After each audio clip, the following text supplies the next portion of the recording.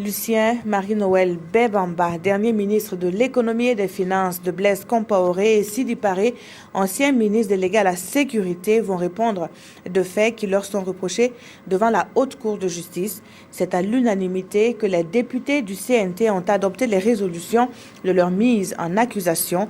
C'était en fin de matinée le point avec Souleymane Sanou et Ismaël Diloma Sirima. Le Conseil national de la transition CNT donne encore du travail à la Haute Cour de justice.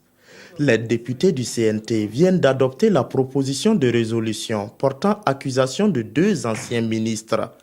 Il s'agit de Sidi Paré, ancien ministre délégué à la sécurité, et de Lucien Noël Bembamba, ancien ministre de l'économie et des finances. Intentionnellement, il a profité donc faire un passage en force, en trompant effectivement certainement le gouvernement à l'époque. Parce que peut-être que tout le monde n'avait pas le fond des dossiers. Il a dû soustraire effectivement un certain nombre d'éléments pour aller présenter au président et pour effectivement attribuer donc un marché à quelqu'un qui effectivement donc n'était pas attributaire de façon technique. Cela lui aurait permis de détourner plus de 750 millions de francs CFA.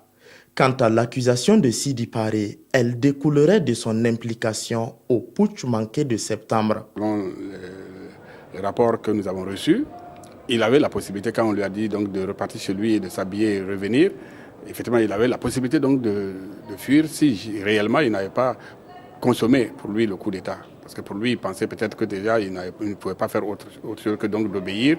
Et c'est ça, et je crois que c'est une responsabilité qu'il a eu à choisir. Pour la suite des deux affaires, Sidi Paré aurait déjà été auditionné par la gendarmerie et Lucien Noël Bembamba serait hors du pays.